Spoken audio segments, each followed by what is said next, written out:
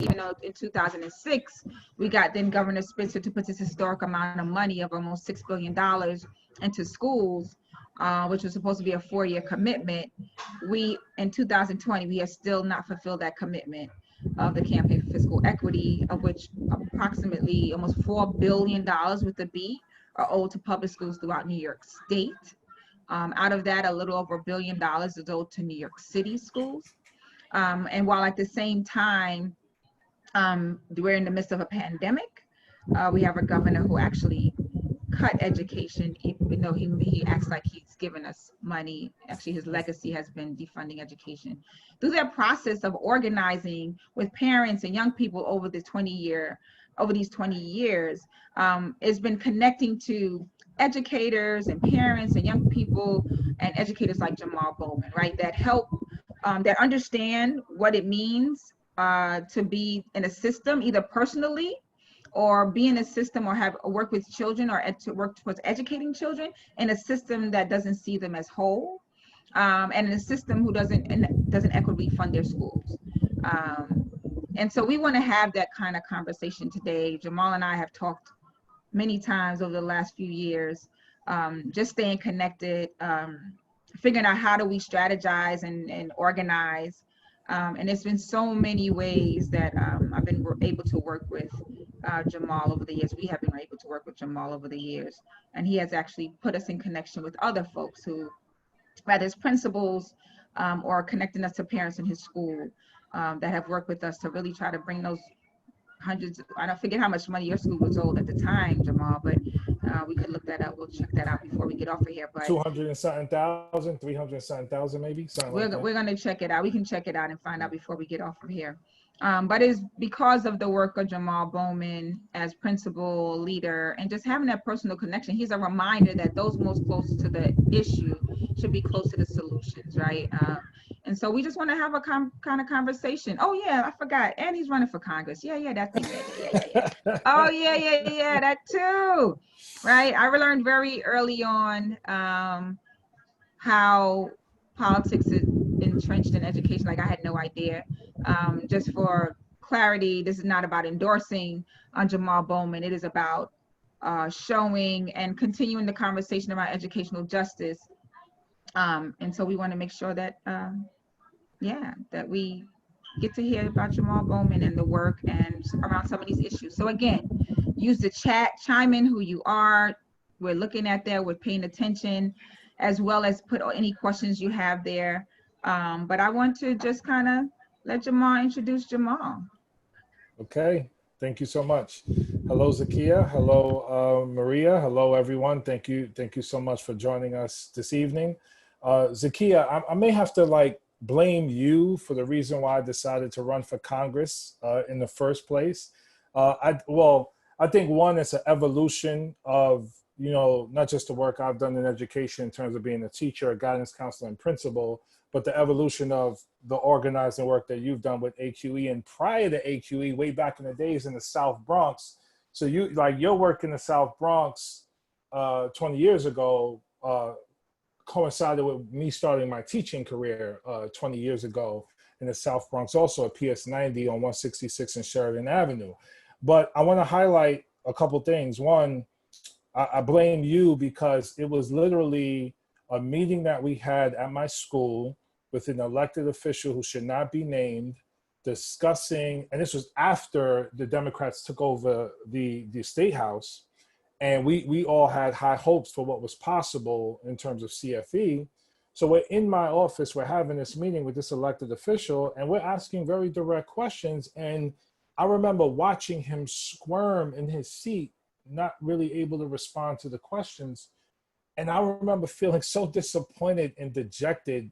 And it reminded me of all the other meetings I've had with elected officials and trying to push them, not just for more education funding, but culturally responsive education, restorative justice, trauma-informed practices, right?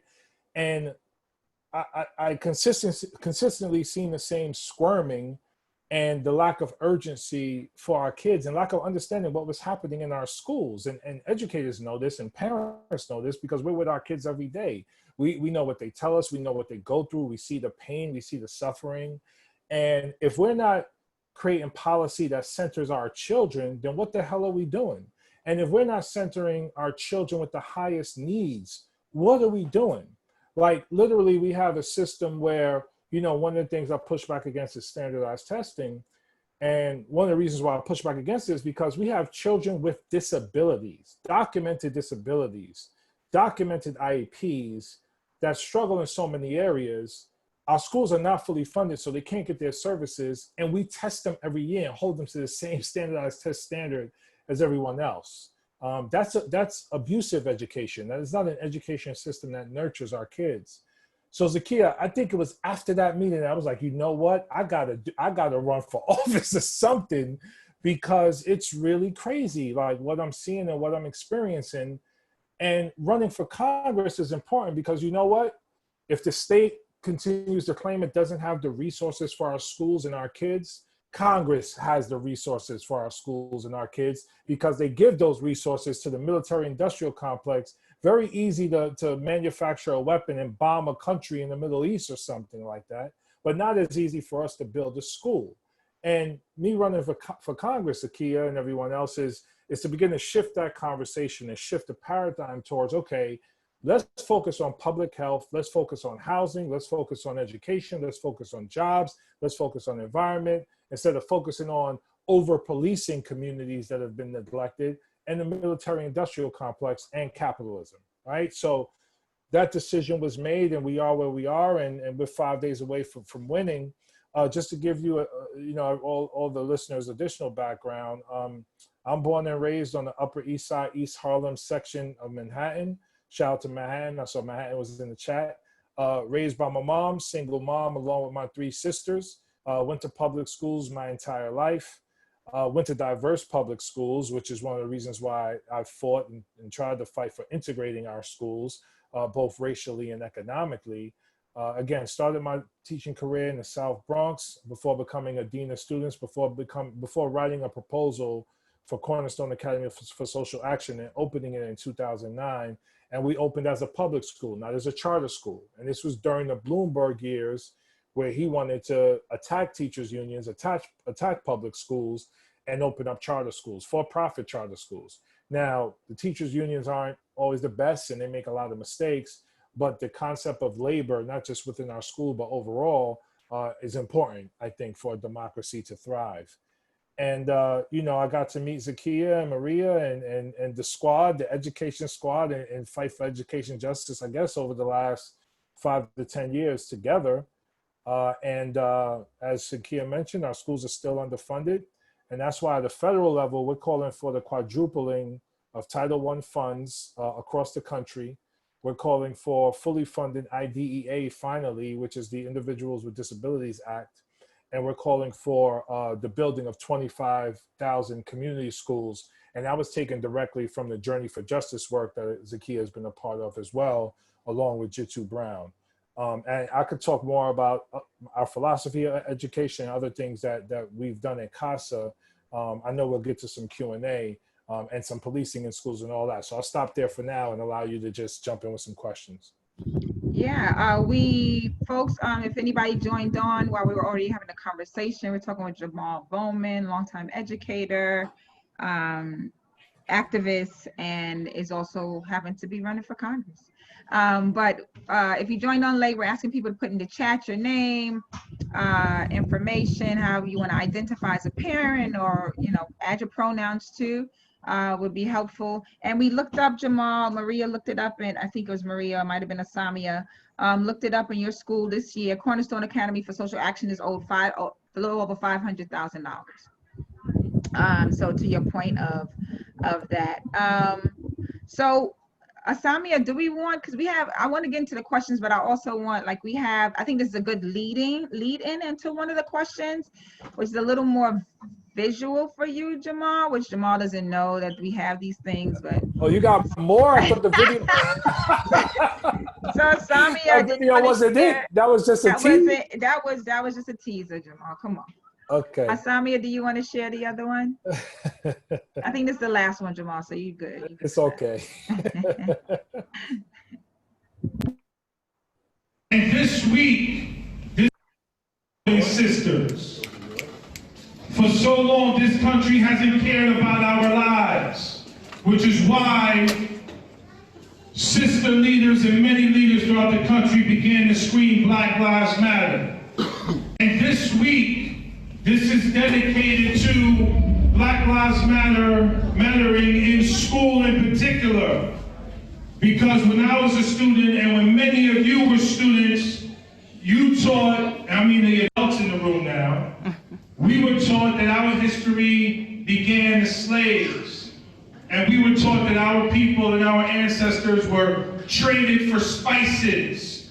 And we were taught explicitly and implicitly our inferiority. And we were brainwashed to believe that we were less than other people.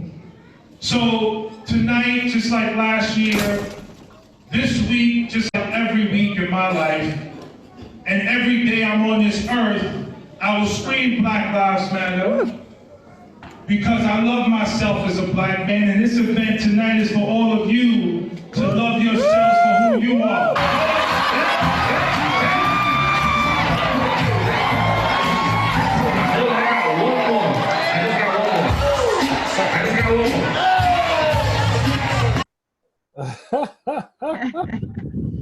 So that's without all the bells and whistles. Jamal ain't never need no camera.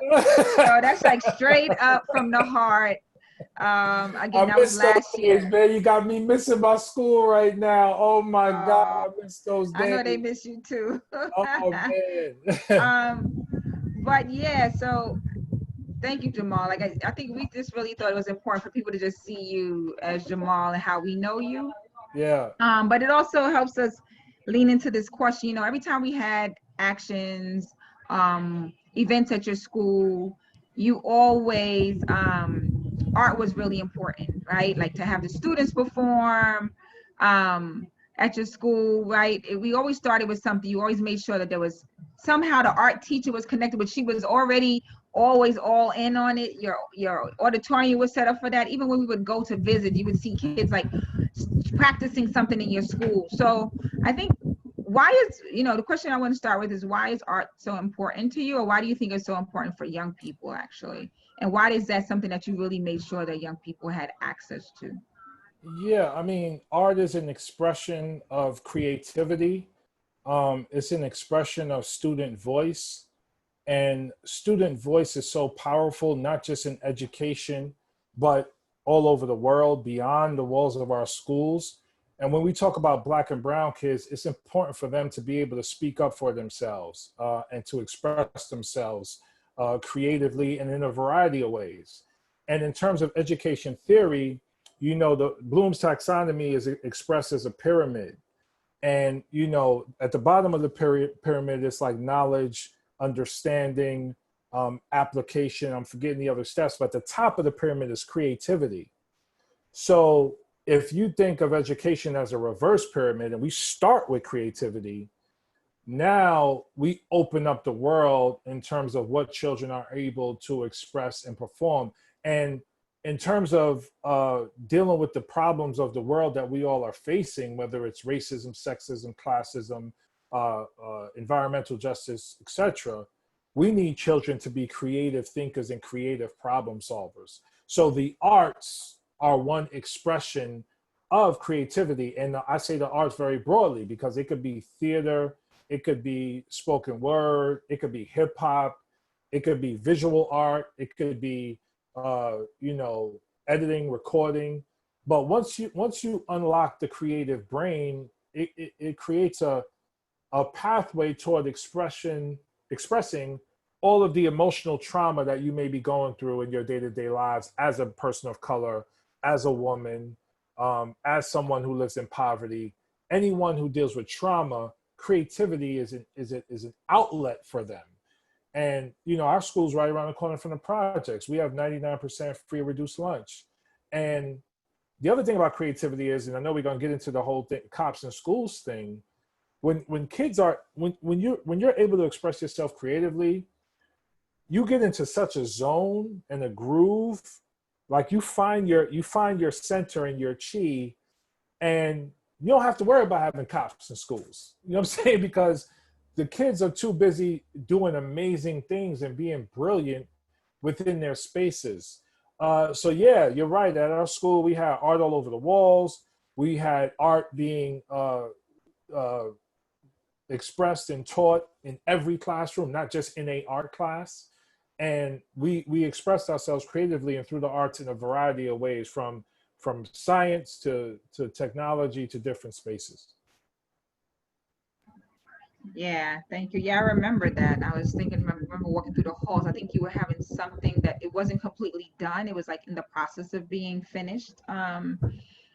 Yeah, I remember seeing art and kids being able to see pictures of not them per se, but people who look like them that were part of history. And I always thought that was really powerful. So two questions I want to pull together, which is, I'm not sure the breakdown of the young people in regards to like poverty and high poverty, but just wondering just if you could respond to like how poverty impacts education. And then also what role, I think you talked a little bit about it. I don't know if you want to expound some more, but what role does the federal government play in education equity right now? Yeah, so right now, our Title I schools are not fully funded, not just at the state level, but at the federal level. And there's been a disinvestment from public schools and public resources overall toward charter schools and other private industry. So that's happening on the federal level. IDEA, which is a federal law to ensure that our children with special needs have the resources that they deserve, has never been fully funded based on what the law says it should be. So that is one aspect of it. Poverty in general, because we have a tax system that doesn't ensure the wealthy among us pay their fair share, we're not able to generate enough revenue to invest in public schools and public resources. So the rallying cry in New York State about taxing the rich, that's a federal problem also, right? Where we have companies like Amazon not paying any federal taxes at all. And there's hundreds of companies like that. We have a regressive tax system where the 1/10 of 1% don't pay their fair share, where Wall Street speculation is not taxed at a rate that generates revenue, and wealth and inheritance is not taxed at the right rate. So our public resources, particularly our public schools, continue to be starved. The thing about poverty is when children grow up in poverty, and if they're Black or brown, grow up in a country that is rooted in systemic racism, it creates environments of toxic stress and chronic trauma, something called adverse childhood experiences. Poverty is often related to this.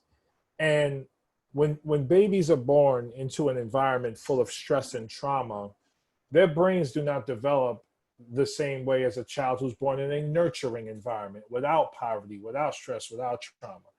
And as a result, they enter kindergarten behind the 8 ball, and they ultimately have worse education and healthcare outcomes, all because of the trauma that happened between birth and age 3 related to poverty and stress. So there's a biological impact of poverty that people in education aren't talking about, and our elected officials aren't talking about, and they continue to just move forward with business as usual. Like, I couldn't believe when Governor Cuomo said, and I don't want to bash him right now, but in the middle of the COVID pandemic, he had a press conference, and he literally said, we don't know why there's disproportionality in terms of Black and Latinos catching COVID. It's something we have to study. And I was just blown away, because this is the governor of New York State for how many years? 10 years? About 10 years. The son of a governor. His kids go to private schools, some of the best in the country, and they were never leaders. These are like leaders of this state for several decades, and don't have a racial empathy or racial lens or understanding of the impact of generational, ancestral, and institutional racism on the people in their own state. So they don't understand, right? That should disqualify anyone who wants to be an elected official from being an elected official, because this country is rapidly becoming a majority minority country. But forget about that. just in terms of being human and humanity. You have to have a deep understanding and respect and appreciation for the people you serve, not just in the present, but historically. And for him to sit there and admit that, I think was revealing to many who, you know, again, we want to praise him for his handling of COVID and fine, and he gives a good press conference. But in addition to that, you're cutting funding from hospitals, from Medicaid, you're cutting funding from schools, you continue to cut funding because you won't tax the wealthy, because they're your donors. So you're driven by profit over people, and Black people in particular. Yeah, I just wanted to acknowledge that Mara said when you around your response around art, which is like many students who have difficulty with reading, writing, and math, they can feel proud of their achievement in art, music, theater, dance, technology, etc. That she has seen too many children who feel stupid and have given up on themselves. So yes, thank you, That's Mara. a great point. That. Thank you for that. Yes. Yeah. So. Oh, somebody got you. Someone just joined. Can you? There you go. Thank you. For other folks who have just joined or joined a few minutes ago while we were in mid-conversation, we're asking you to put your questions in the chat if you have any for Jamaal Bowman.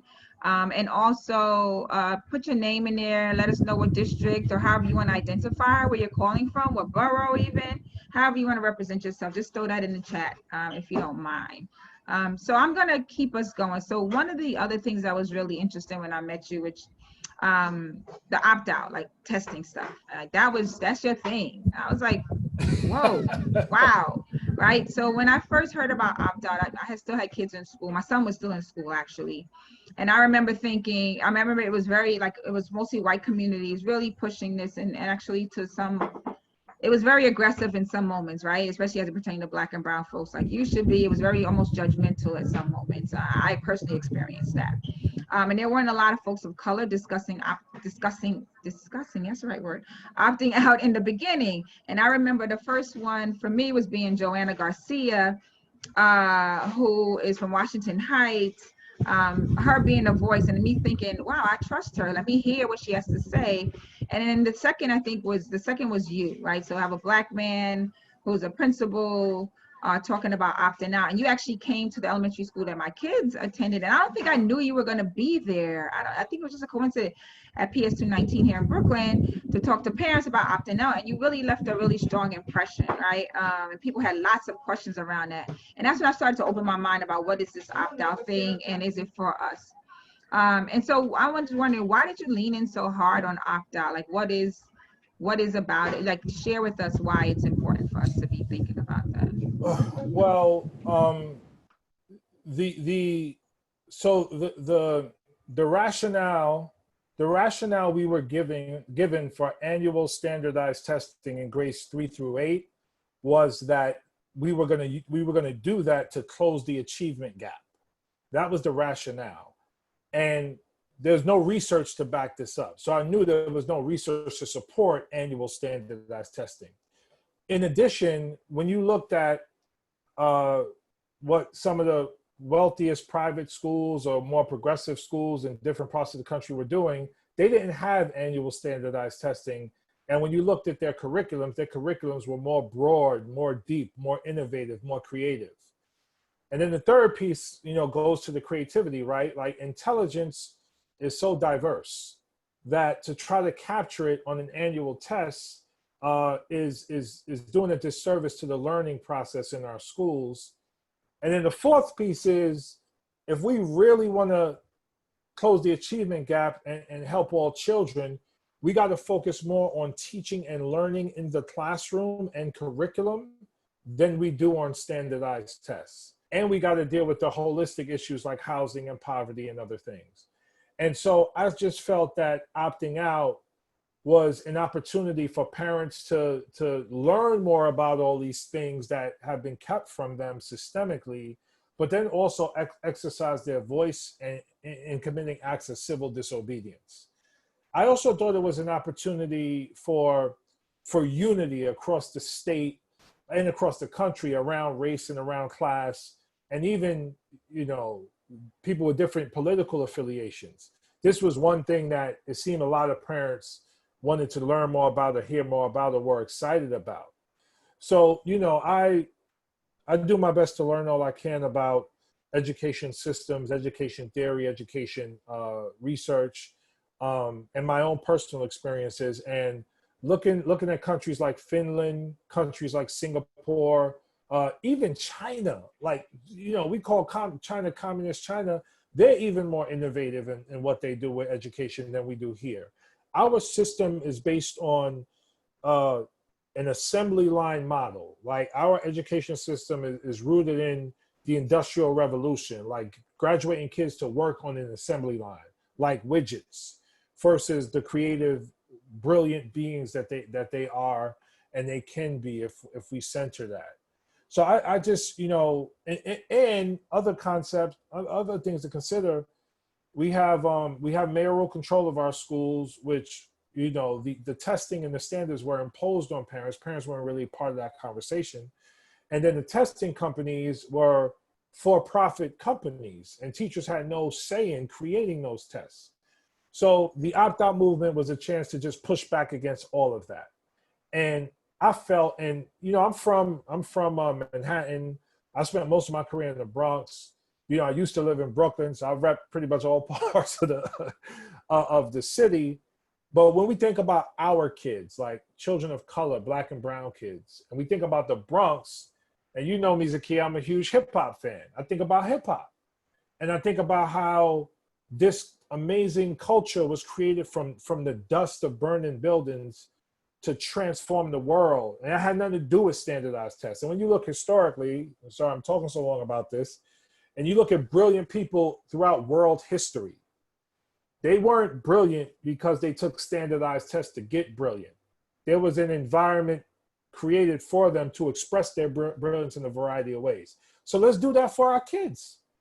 That's all I'm saying. Like, let's do that for our kids, because our kids need it, our community needs it, our culture needs it, our country needs it, and the world needs it. Nah, that's okay. Like, we thank you for that. There was a question in here. Who's it from? Let's see. It's from Hannah Van Dawson. She's asking, I'm wondering what specific types of curriculum changes in terms of honoring and actually acknowledging the much larger and richer history of Black and brown communities do you want to push for in policy for schools starting as early as kindergarten? Great question. So, you know, I've begun calling it anti-racist and anti-hate curriculum. And it's rooted in the Black history and culture and the multicultural history and culture of all people who occupy this land. So we're talking about indigenous history and culture, Black history and culture, Latino history and culture, like everyone. Like, no more separation into like months. So this Latino History Month, this Black History Month, we learn about everybody all the time, pre-K through 12, reading authors from everywhere. And really, and this is key because it's not just key for Black and brown kids and indigenous kids, it's key for white kids as well. Like, they need to understand that Black history didn't start with slavery. Black history actually gave birth to Western civilization when the Greeks came to Africa to learn from the Africans, take it back to Europe, and then built their civilization. Like, that needs to be, that's truth, that needs to be embedded in pre-K through 12. And it's about reading different authors. It's about exploring different cultures. And it's about reinstilling the unlimited brilliance and potential of all children, but particularly Black and brown children who have been beaten down by white supremacy, like completely beaten down and disempowered within a system that continues to remind them that if you don't have, you know, straight hair and a thin nose and thin lips and no melanin, and if you don't talk like this, and you know, then you don't matter. Like, you're inferior. Like, that is, white supremacy is not just about KKK and white hoods lynching people. That's the extreme. It's also the subtle messages that we send the kids when they go through a K-12 system and they only read in white authors. Like, you instill unconsciously that white authors are better and they're smarter, and your author and authors from your culture don't matter. And even in some curriculums where they'll talk about slavery, but like in the context of the slave and the colonizer lived harmoniously on this land, you know, toiling the land and growing cotton, and they worked together. And there's curriculum like this being used in schools in New York City today, in the democratic, liberal New York City. So like, you know, we released a Reconstruction agenda focused on criminal justice reform, and part of it is a process of truth and reconciliation, which is what happened in Rwanda, what happened in Germany, what happened in South Africa, to reconcile and reckon with our history so that we can move forward and truly become a post-racial society. And an anti-hate, anti-racist curriculum K-12 is a part of that. Thank you for that. I'm wondering, have you thought about, is there anything that can be done federally around some of like these passionate things around, specifically around the testing stuff as well as, yeah. Hell yeah, because what we're doing now comes from No Child Left Behind. That's a federal policy. The Every Student Succeeds Act is the evolution of No Child Left Behind. What they do is they incentivize states to test every year, or they'll incentivize states to do X, Y, Z. Hey, we'll give you these federal dollars if you implement annual tests. Well, we can give federal dollars for states that implement a K-12 Black history and culture curriculum. You know, we'll give you federal dollars for that. We'll give you federal dollars for project-based learning. We'll give you federal dollars for educating the whole child. We'll write and craft policy where schools have to work in collaboration with healthcare so they can meet the holistic needs of families. Like, this is all holistic and all interconnected, and the federal government can incentivize these things. So it's not, even though the majority of schools are funded by local taxes and state taxes, it doesn't have to remain that way. Like, we could talk about funding, school funding, right? Fund based on student need, not local property taxes. So the federal government can be a driver of all of this if we have the right people in office with the right vision. Oh, sorry. Yeah, thank you for that. Sorry for any background noise, neighbors partying. So if you hear some bass, it's not me. Thanks, Jamaal. I see we have another question here. So Yes. how do you plan to address the overrepresentation of Black and Brown students in special education, and more Black and Brown students diagnosed with mental health condition merely because they are disruptive in class? Yeah, so this goes back to the trauma conversation that I brought up before, because this is not just our schools sort of misdiagnosing and targeting. That's a part of it, and I'll talk about that as well. But this is also about creating nurturing environments in our homes and our communities at the very beginning of someone or a couple starting a family. And so this is where housing comes into play, adequate housing and fully funding dignified, clean housing. This is where community resources come into play, like museums and community centers and green spaces and extracurricular programs. This is where jobs and families paying family sustaining wages and all of that comes into play. This is where healthcare comes into play and making sure everyone is insured. All of that is a part of that. In terms of our schools, it's a few things. One is hiring teachers who are of the community that they're serving. That is critical. So like, never in my career, never, well, I don't want to say never, maybe once or twice, maybe, but I can't remember it right now. But when I was a teacher, and even as a principal, when the child was struggling to learn, my response was never, yo, we got to get him evaluated for special ed. Like, that was just never the response. Like, it was always like, okay, we got to do something different. That's it. Like, let's try something different, and let's see if we can reach this child. Let's try lowering class size. Let's try giving more one-on-one attention. Let's bring in projects in the arts. You know, there's so many things you could do before you go to an evaluation. And many times, and this is where institutional racism and implicit bias comes in, because who are we hiring to work with our kids? Number one, how are we recruiting them? Who are we hiring to work with our kids? And number two, what do they really believe about our kids versus their kids? And when I say our kids, I don't just mean Black and brown, because if I was teaching all white kids, it'd be the same thing. It's like, sometimes the system looks at other people's children as less than or as less valuable than their own children. And when you do that, you have a disproportionate number of Black and brown boys in special education. And guess what? Kids feel that energy. They know that you have low expectations for them. And when they act out, it's a manifestation of that. This is why hiring people from and of the community, the right teachers, and this goes to how the system is broken overall, because we haven't built the system with care. We've built it to survive. And this is where the funding comes in. If we got adequate funding, we could build a system of care for our kids and for our teachers and make sure we have the right people, the right staff in place to serve our kids. There was a response in there, which I always wondered too, like, I think it's Marnie. Yes, Marnie Geltman says, like, we need more school leaders in New York City to support the opt-out movement. I don't know what that looks like. I know your thoughts on it. I know you've done a lot of like. It's hard, man. It's hard. It's a hard thing. And Zakia, you and I talked about.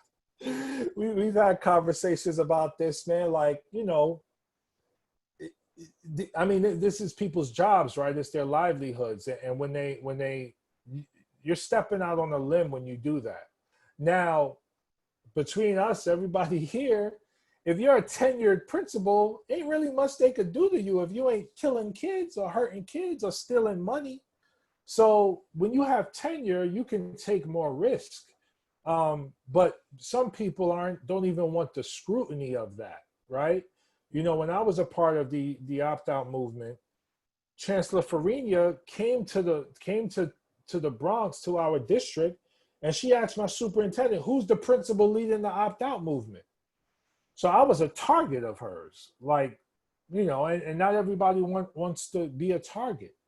But like, this is like any movement. If principals stood together, not just one person out there on their own, but 2, 3, 4, 5, 10, 20 stand together, and at the very least, let their voices be heard collectively.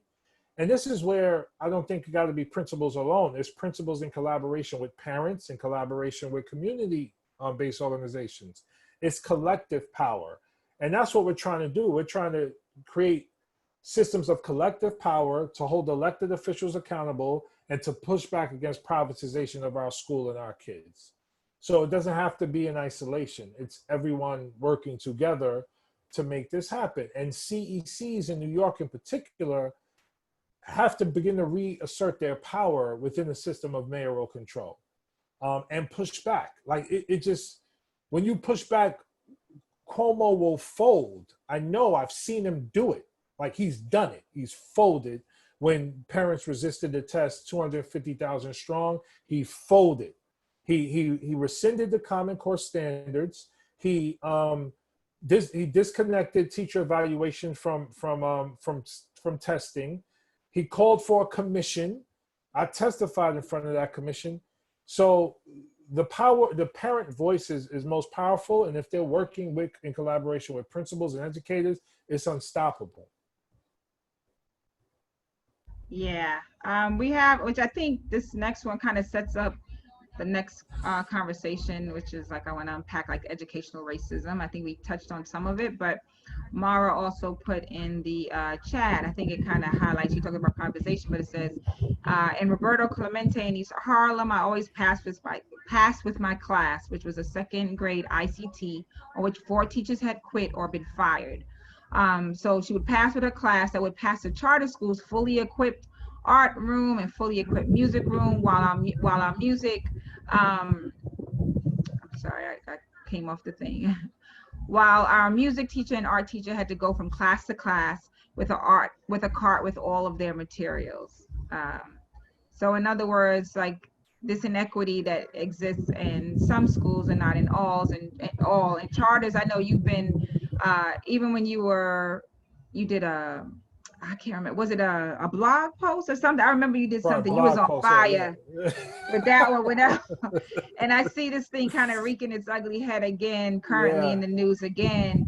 But to connect that, however you want to respond, but also just thinking about like educational racism, period, and what that looks like and how that manifests in our schools. So we've had, we had the privilege, like we said, of having the BLM week of action in schools, like 4 years. Even this year when you weren't there, you helped connect us to the person that was there. So we had an action there again. You organize, we work with you to organize students to rally for CFE, right? Y'all were on TV. Your Yeah. students were talking about very eloquently the impact of inequity. We've organized a walkout in support of Gun Violence Prevention Month, where you had young people walk around and they were chanting and they made signs, and we had the chorus, the Resistance Survival Chorus, come and sing, and they really enjoyed that. You have been at the forefront of making sure that the school, the name of the school, Cornerstone, what is it? I'm not Academy for telling you. Social You Action. remember that. I'm not It's not just a name, it's actually an embodied experience that young people, educators use. So connecting it to what Mara said, but also like just in regards to, let's take one topic at a time. Culture responsive education Yeah. and its impact. Why is this something that you've really worked really hard to? We heard it in the speech even, like you just feel real honest with your kids and the parents of what we need to do. So if you could talk a little bit about that from that perspective. Yeah, I mean, just going back to the speech, like we gotta love ourselves. Like, how can we love someone else if we don't love ourselves? And especially in a country of white supremacy, like Black people gotta love themselves, brown people gotta love themselves, and institutional racism is everywhere and it's pervasive and it exists. And when it manifests in the real world, like, to me, it's just common sense to bring it into the school and make sure that the kids can navigate what's happening around educators who have the empathy and compassion and the skill set to help them navigate it. So for me, that's what it was all about, as opposed to turning a blind eye and ignoring what was happening in the real world and not bringing it into our schools. No, make that central to the curriculum so our kids can understand this is not an abstract education that you're receiving disconnected from what's happening in the real world. You're a part of the real world. You exist within that world. I acknowledge your presence within that world. You must acknowledge it, and we'll understand it together, so that when you go into high school, college, and beyond, you can be an actor in that world. Like, not just a participant, not just an observer, but an actor. And yeah, I mean, when we talk about police brutality or gun violence or mental health or, LGBTQ rights or whatever the issue, these issues impact our kids. So we can't exclude them from it. They have to be a part of it, but they have to be empowered within that space, because if they're not, then they become victims of it. And I don't want our kids to be victims of anything. Like, enough being victims of white supremacy, about institutional racism. Enough of that. Like, our kids, all kids need to be empowered to fight back against that system, because that's the system that's oppressing us. In terms of the charter school piece, just real quick, when you see these glamorous charters, new buildings filled with resources, there's something called the new market tax credit, where if someone who's wealthy wants to invest in a historically underserved community or a charter school, they can do that and they can make a profit, literally doubling their money within 7 years. So they'll invest, additional private funds in charters, allow those charters to grow these, to develop these immaculate buildings, and those investors get a profit. They make a profit within 7 years. Whereas our public schools, there's not a pathway to bring in the private money in the same way. A narrative has been created that public schools are failing, so why would anyone invest in them. And we've been able to do a lot of good things at our school because we were hustling and grinding with elected officials to try to get additional funds for our school. And we were able to do that. But not all schools are able to do that. So, you know, and then one last thing I'll say about institutional, you know, structural racism within our schools, and I said it earlier, you know, if you never see yourself in books, if you never see yourself in curriculum, if you never see teachers that look like you, if you're never taught about, you know, before you came to this country, we were kings and queens, never porch monkeys. There were empires in Africa called Kush, Timbuktu, wherever. If you never taught that, then you grow up with a sense of, with a lack of self-worth, you know, as you go through the school system. So, yeah. Yeah, you had some program, I remember, Jamaal, that you were telling me. I'm wondering, like, what kind of books, how intentional were you about making sure that young people had the books and that educators had what they needed to like be culturally responsive? But I remember you started some program, I forget what it's called, a reading program, I think it was, or oh my gosh, I wish I could remember. We had a few, but there's some schools implement something called, you know, it's called different things, but some schools implement like independent reading blocks or shared reading blocks. And so we did it in our school as well, where there was like a 30-minute period or something where kids would where kids would read a particular text with a teacher sort of facilitating this reading section. And I just remember I would set up classes where it would be like all boys with male teachers, and they would read a book together, like where the man would facilitate the reading with the boys. So, you know, like Ta-Nehisi Coates, Between the World and Me, The Color of Water, Autobiography of Malcolm X, like high level texts, but led by the teacher. So it was like, you know, the teacher can be a scaffold to kids' understanding of what was in the text. And we were very intentional. So we never opted in to the city's curriculum, because the city has a curriculum. You could opt in, you could buy it, you could use it. We never did that.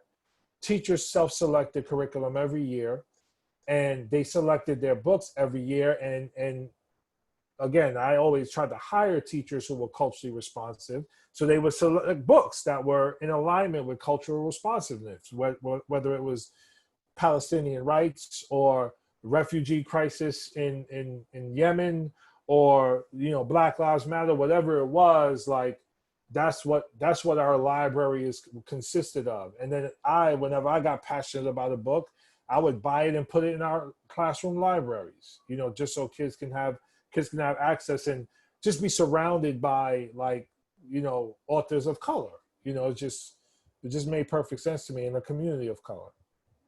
Yeah, it makes a lot of sense, but we know it doesn't happen often, even with educators who are Black and brown, right? So I don't want to minimize that was just it is a thoughtful process to make sure that happens, even though it does make sense.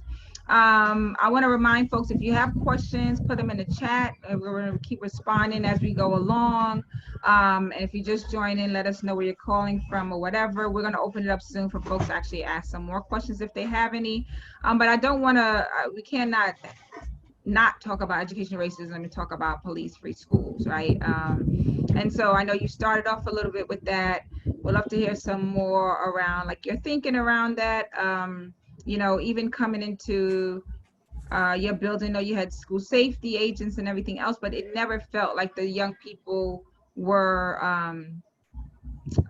bodies were being controlled. Like, they would be laughing in the hallways. They would stop in your office. They would like, Mr. Bowman, you know, educators and everyone else. It just seemed really family oriented. Like, it felt like a school, a different spaces I've been in before. So if you could talk a little bit about that. I know we're in this moment of the uprisings in the street. Everyone's paying attention. Not sure if we could have had this moment because we've seen the similarities in a George Floyd, like an Eric Garner, and things didn't change. If we had not been in a pandemic and have a white supremacist in the office, I don't know how much forward we would be right now if those things were not happening simultaneously. Having said that, there is this call for police-free schools, not to just be police-free schools, but to invest in those dollars into communities. So yeah, I just wanted to hear what your thoughts are about that. Yeah, so when we opened as a school, you know, we didn't hire an assistant principal. We didn't hire a dean of students.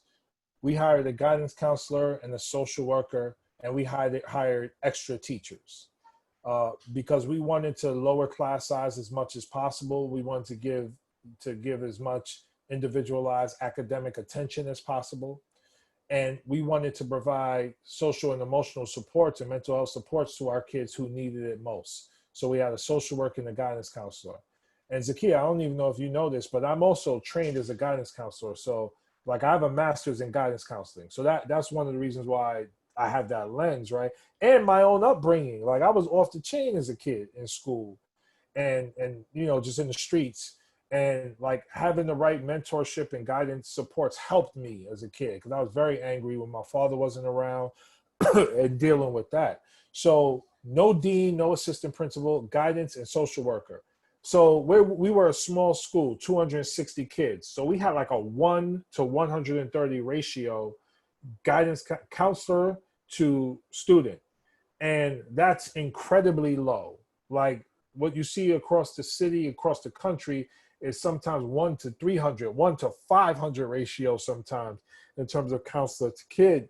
And the counselor is usually does programming or paper pushing and not like at-risk counseling or mental health supports. But in our school, that was a big thing where we focused on mental health supports of all our kids.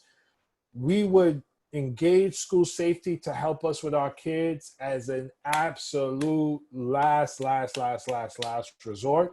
And it was never in a situation where we wanted them to like cuff our kids or arrest our kids or deal with a situation without us being there.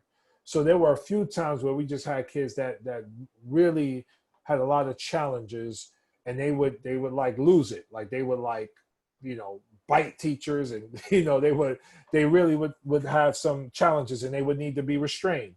And only in that case where we would ever involve safety, and it was never like outside of us. It was always like, first of all, like me, myself, and my staff, we would try our best to like calm a kid down and call a parent and get a parent there and all that before we would ever have safety.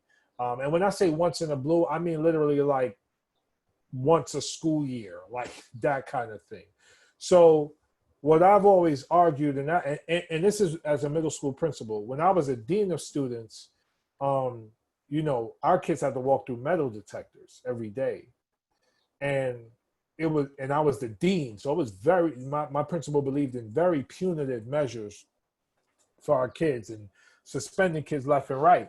And because of my counseling background and personal background, I resisted that, and it went against my values, which is ultimately why I started, you know, my own school. But no, when you have the right social emotional supports in place, like counselors and social workers, when you have the arts as part of your school and extracurricular activities, when you understand that kids are human beings and not just numbers and widgets, you engage differently with kids. And that's how and when you say family, you know, I really appreciate that, because I love my kids. Like that's not cliche, or that's like, I love my students like they're my kid, they're my students, like our students together. So I was going to treat them the same way I would treat my son, like, and my daughter and my family. Like that's what it was. And so the like I love when people came to CASA and like say like what you just said, like I went to your school and kids were like laughing in the hallway, and I'm like, why is that like a big deal? Like, aren't kids supposed to be laughing? They're kids. They're supposed to be laughing because they're kids. Shit is funny to them all the time. That's all they do is laugh, right? So like kids when they laugh, they learn better. And when they laugh, you have we rarely, if ever, had fights in school. Sometimes they would take it outside and fight because that's what kids fight.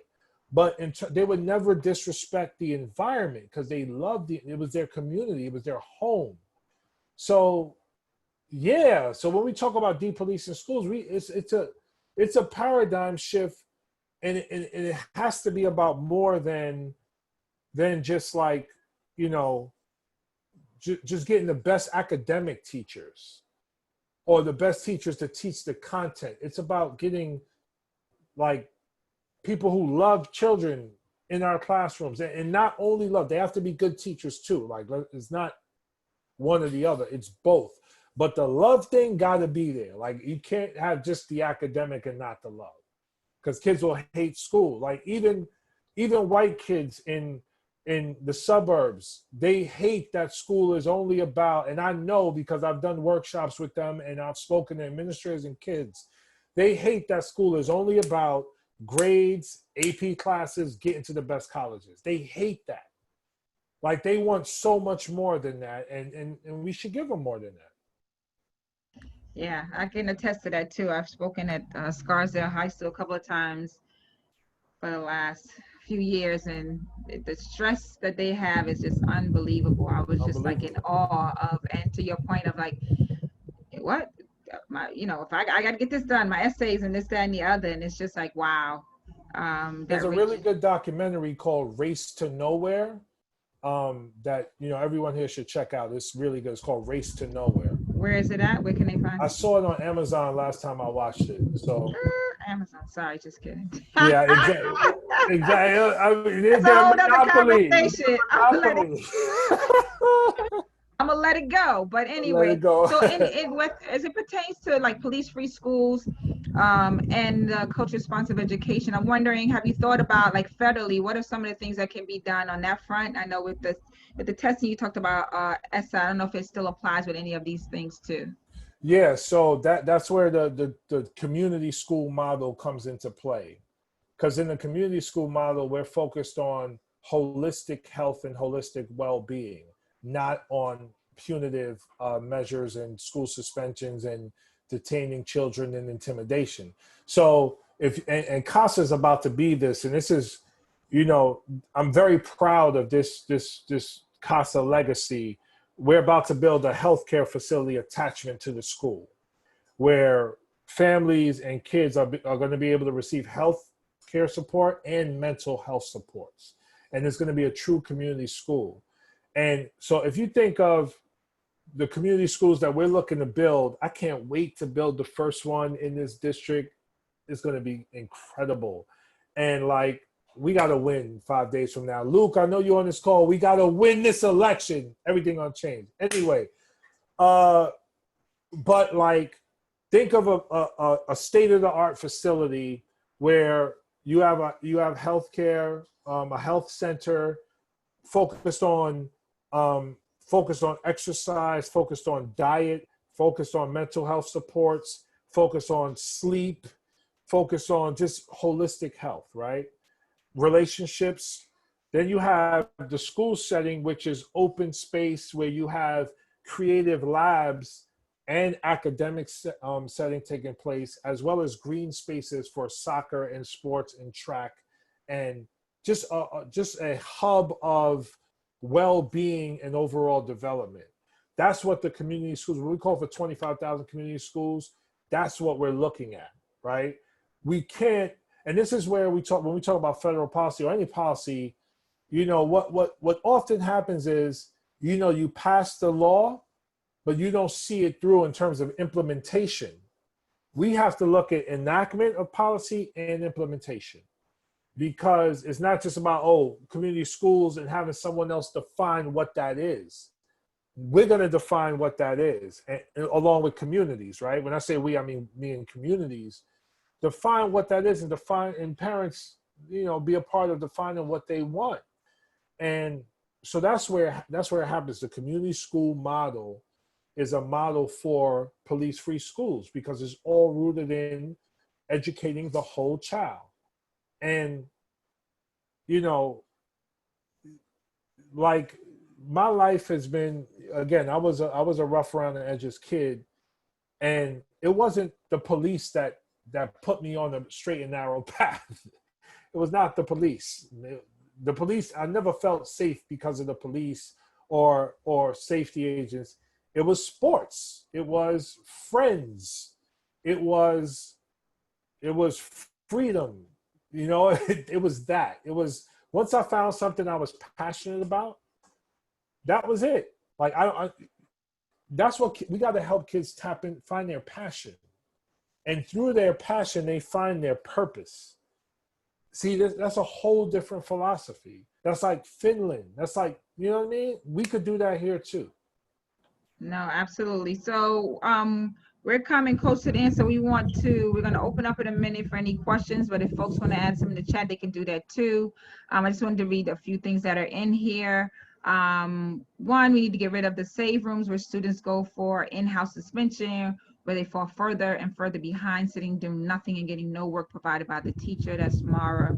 Mara also said all the adults are on the same page and we all feel equally responsible for each other, for each and every student, with no students falling through the cracks.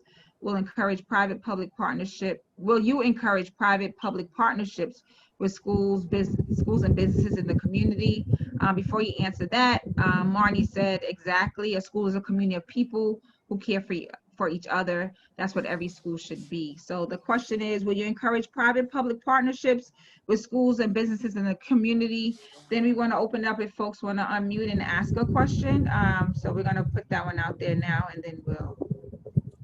Yeah, so there was an initiative that I was trying to start at CASA called Talent Cities. And Talent Cities was going to make sure that the school curriculum operated in alignment with something called high priority sectors, which is like, what are the jobs of today and the jobs of the future? And how do we align school curriculum to the jobs of the future? And in doing that, we were going to develop private partnerships by working with experts who are already in those jobs of the future so they could work with our kids. It was called Talent Cities. And we had a class in school called Genius Hour, which allowed kids to learn about entrepreneurship, tap into their passion, and live their purpose through Genius Hour. Yeah, so yes, I do encourage that. Obviously, we got to figure out what it looks like, whatever. But the main point is connect school to the real world and connect it to the needs of the real world. And the high priority sectors where they can, maybe graduate high school and get jobs.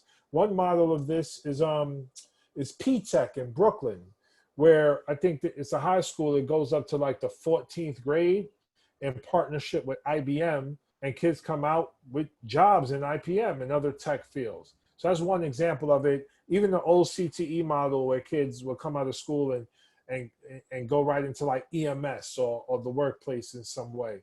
But yes, there's a way to do it. And the way that I'm thinking of doing it is, where kids are working in like high priority sector jobs where they're making a lot of money and building and redesigning the technology of the future.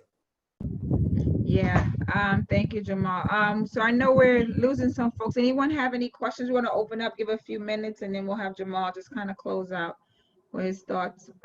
Anyone have any questions? Please feel free to unmute yourself.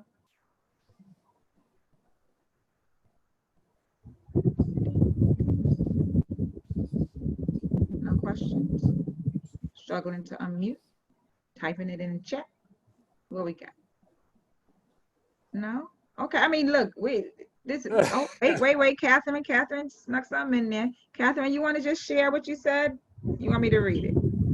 I see it. I mean, she can say it out loud if she wants. Yeah, Catherine is going to say it. Go ahead, Catherine. Sorry, I was struggling to unmute. Thank you so much for everybody that's shared. I was wondering if you could talk a little bit about what plans for school integration you support and how you would reimagine. Yeah, I mean, just put kids in the same school. I mean, that's let's just do it. One of the things that I often talk about though is not just integrating schools, but integrating communities and making sure like people live together in the same neighborhoods. And in this district in particular, because of like we don't have equitable zoning, so the suburban communities and urban communities are completely separate. And with equitable zoning, we could build affordable homes in communities that previously didn't have them. And we could have people living in the same community and going to the same schools, which is what I really want and really think is important. One of my concerns about integration is like busing children from black communities to white schools so they could go to white schools, and we sprinkle in a couple of blacks and we call that integration. To me, that's not true integration. You know, I grew up in District 2 in Manhattan, and I was fortunate enough to go to very diverse schools. We were all like kind of the same class, working class. Maybe a few kids had some extra, some more money than we did, but we all went to the same school. So integrate communities, integrate schools. I think District 3 is trying to do some things in New York. I know District 15 is doing some things in Brooklyn. And, you know, we can learn a lot from those models and do more in districts across the city. But it's essential because the more you learn about others, the more you learn about yourself, the more empathy you have for others, and the better you develop overall. So those are some thoughts.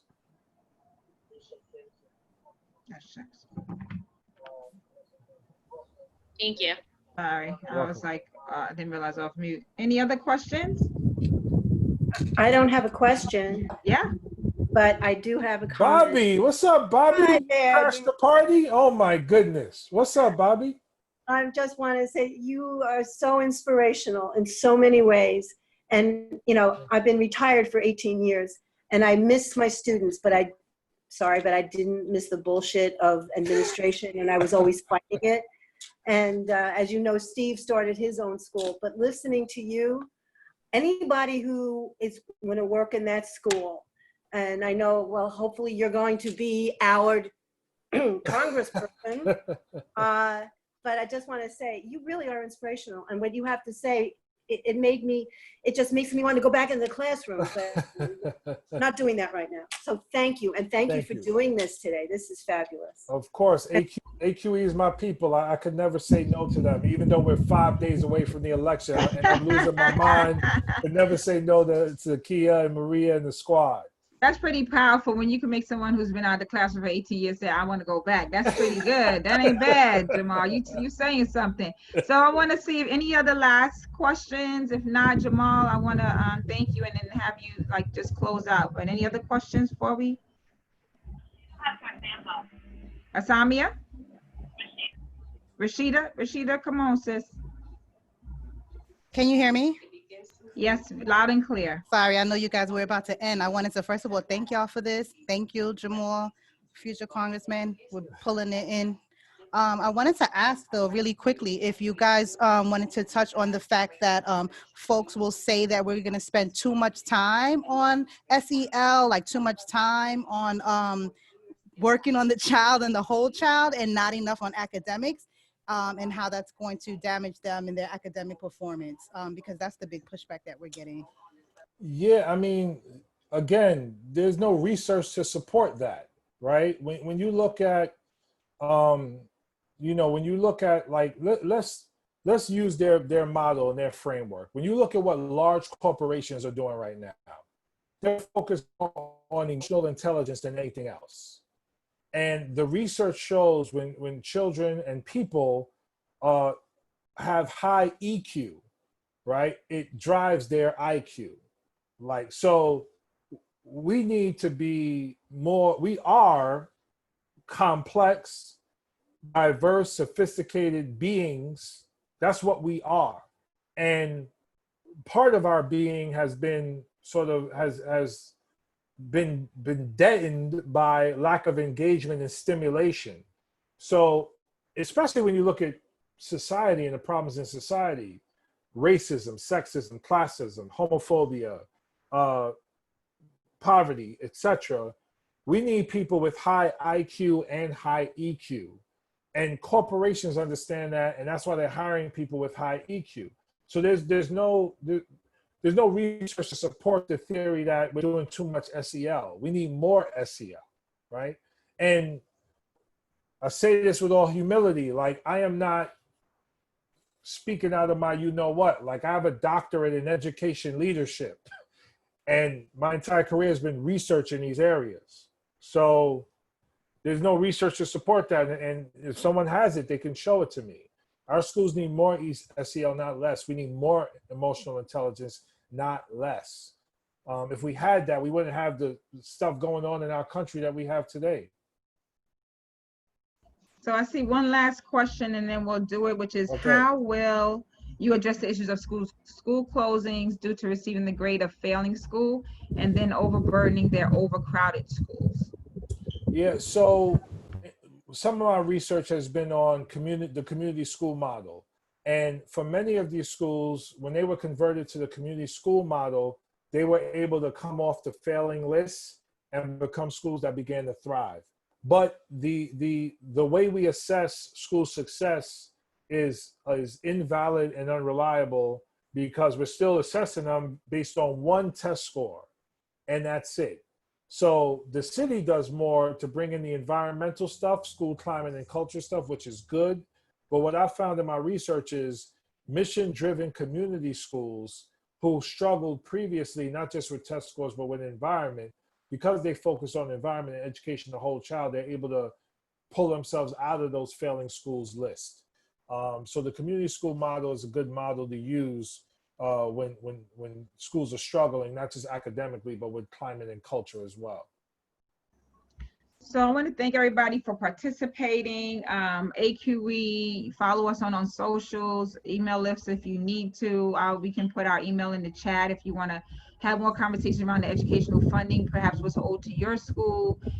You want us to do some presentations, we're all down for that, but we also know that this fight is going to get harder even next year around school funding. There's going to be excuses of why they just cannot fund, and we're going to need all your voices in this fight and struggle with us to continue to say these are the reasons why we have to fund schools, right? And not fall for the okey doke and this we don't have money when we know that there's the 119 billionaires in New York. Their wealth grew by $49 billion over the last 3 months. $49 billion their wealth grew. Meanwhile, others have been trying to struggle to put food on their table and figuring out how they're going to pay the rent, right? So the money is there. It's the political will, but from the governor and the state legislature to do something different. So Jamaal, would you just take us home with however you want to close out? And then we're just going to let him be the last word. And I want to thank everybody and tell everybody be safe and wear masks. So Jamaal, go. Absolutely. Please, all of you, meditate and pray multiple times a day over the next 5 days so that we won't know the results, but we'll know where we are June 23rd in the evening. Like we want to have a huge lead on June 23rd and just bring it home once they count the mail-in ballots. And when this happens, like you're going to have a friend, an ally, a co-conspirator in Congress pushing for everything you have been fighting for several decades. And what's very important is for every single public school parent to get involved in this fight today.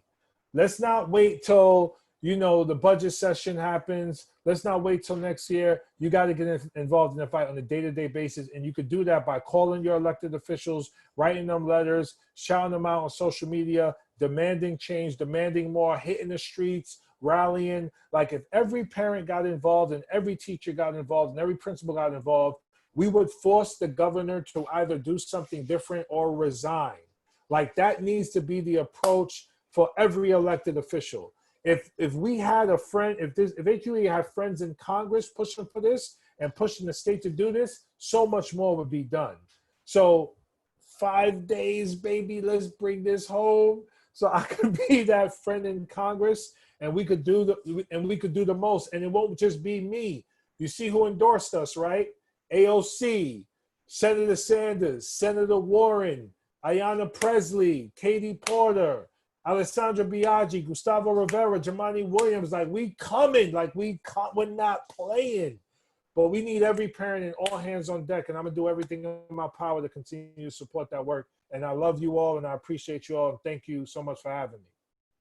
Thank you. So, I don't know if you have anything to say.